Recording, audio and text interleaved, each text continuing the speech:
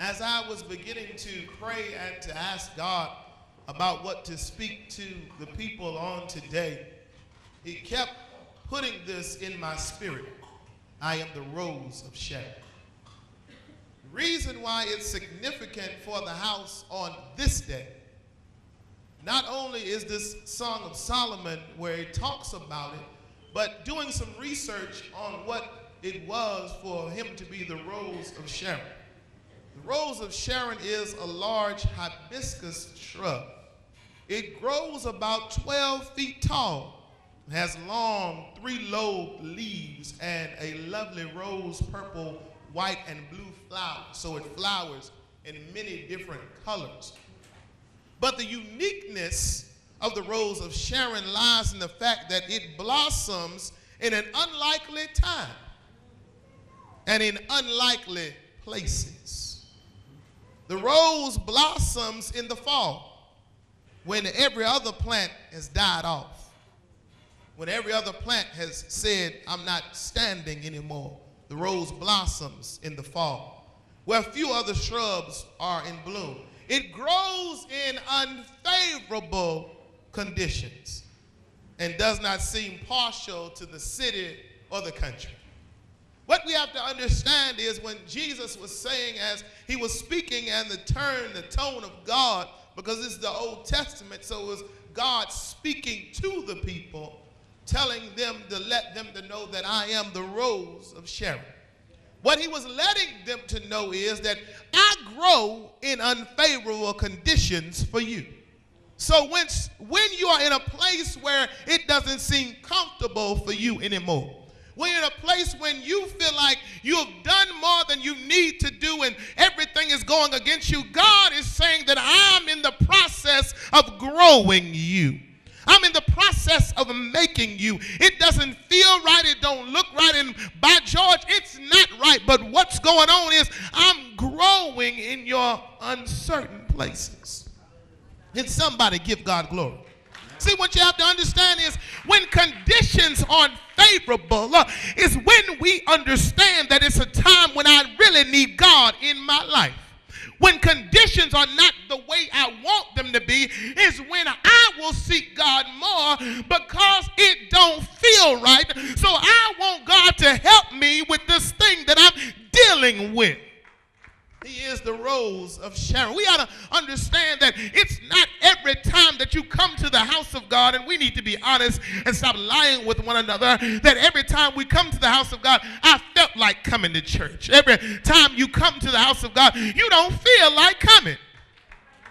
Every time you come in, and we know what the Bible says, enter his gates with thanksgiving, enter his courts with, we know what the word says, and we rehearse it over and over and over again, but every time I come into the house, I don't feel like praying. Every time I come into the house, I don't feel like clapping my hands, but tell somebody it's more than just what you feel. It's more than just what you think, because it's not based on my feelings. That's the reason why I got up out of my bed on this morning. Not just because I'm the pastor of the church, but because it wasn't based on how I felt. Because to be honest, my back was hurting, my knee was hurting, but in spite of all my pain, God is still worthy of my little prayer. See, you can't base it on what you feel. Can't base it on what you think. So what if folk talk about you? So what if folk don't like you? They didn't like Jesus, but he still fed the folk that didn't like him.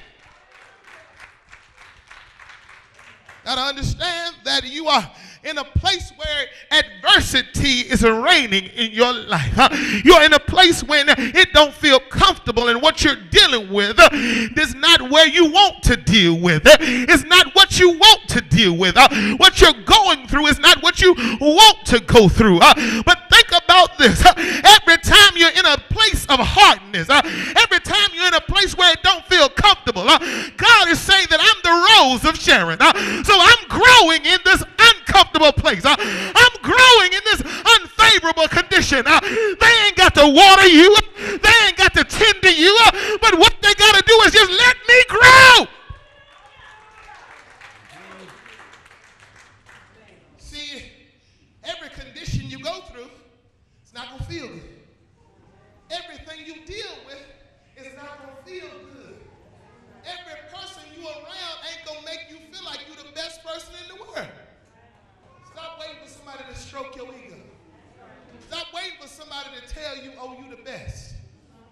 Stop waiting for somebody to tell you that they love you. Guess what? Sometimes they say it with their mouth, but their actions don't say they love you. You got to understand that a lot of times people say things, and there is no validity behind what they say. They're not valuing you. They're not appreciating you, because if they did, they wouldn't do to you the things that they do to you. Actions speak louder than words. And this is what God is saying to us today. Your actions say that you don't love me. Your voice, you're crying out and saying, I love you, Jesus. I worship and adore you. Just want to tell you, I love you more than any. But when we leave the protection of the church, we leave the four walls where we can come in and give God praise. And as soon as we stump our toe, we don't say thank you, Jesus. We don't give him glory. As soon as somebody look at us the wrong way, what they looking at? I wish they would. The same mouth you were giving God glory, the same mouth you cussing with. Ooh, Lord. Same mouth you were saying, oh God. The same mouth you saying, I wish they would come my way. I got something for them today. We have to understand that we have to grow even when the situation says you shouldn't be growing. Says that the tree, the shrub, the Rose of Sharon grows in the fall when all other shrubs are dying out. See, what you got to understand is we are in different seasons and different times in our life. But God is still saying in the season where no growth is going on, I can still grow you. I can still establish you. I can still make you better when everybody is worse off. I can lift you up because I am your God. And since I'm on your side, don't worry about who ain't growing. I'm going to grow you. Too many times we let other folks dictate to us that we can't do it. Well, somebody else tried it 15 years ago, but that somebody won't me. Somebody else tried it, but they didn't try it the way I'm going to try it. And they didn't trust the way I'm trusting. See, I trust God to do everything, not just some of the things, but I trust him to do everything that he said he would do. If he said he was going to heal, I don't care what the doctor says. If he said he was going to deliver, I don't care what my financial report said. If he said he was going to set me free, I don't care what the chains say. He who the Son sets free is free indeed. See, sometimes he frees your mind and you're still bound by your situation. Oh, that's somebody right there. See, sometimes he has to change your perception. See, the thing was, I think it was Peter. It was Peter or Paul. I think it was Paul. Paul was incarcerated.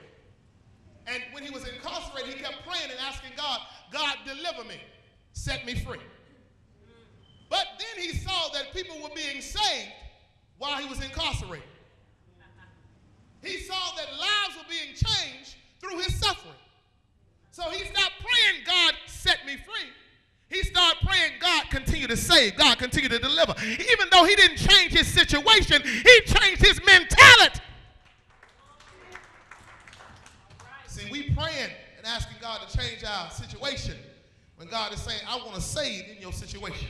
I want to bless in your, I want to bring people out simply because you're going through. But we got to understand that I'm not upset because I'm going through. Because every time I go through a battle, every time I'm in the fight, it doesn't give me a chance, but it gives God a chance to show just who he is. It gives God a chance to show he is my Jehovah Jireh. It gives God a chance to say that he's Jehovah Shalom. It gives God a chance to say that he is the banner over us, the one that is protecting us. He is my shield and my buckler. He is my defense. He is the one that I trust. I can't trust nobody else. Can't even trust myself. But the songwriter said, I will trust in the Lord until I, can somebody say, I will trust in the Lord. Trusting your job ain't going to help you. People being laid off, people getting fired over stuff they didn't do. People getting jobs closing up. But I got to believe God is. He is the one that provided me with the job. So why am I worried about when somebody decide they want to leave on me? When they decide they don't love me? God said, I will love you with an everlasting love. You might not like me. You might not love me. But I'm so glad that he loved me enough that he showed his love by dying for me. He's the Rose of Sharon. He grows. I might not see it this way, but I want to change your perception now. Change your mentality. Yes, you've been suffering. Yes, you've been enduring. But the Bible tells us to endure hardness as a good soldier.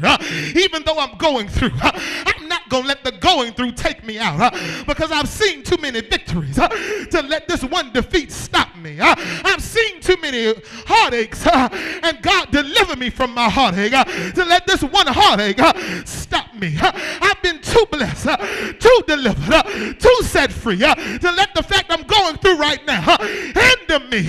But because I'm going through, I'm going to give him praise. Because it don't feel good, I'm going to give him glory. Because I don't think it. God said, even though you don't see it the way I see it, I'm still in charge and I'm still blessing. You might not see it as a blessing. See, the disciples didn't see the cross as a blessing because they didn't have God's eyes. They didn't have the vision. See, that's the reason why when they came back and said, we went to the tomb, his body wasn't there. Only the two of the disciples came to check. What happened to the rest of them? Fishing. Pity party. Went back to something they thought that was comfortable. See, that's the thing you got to understand.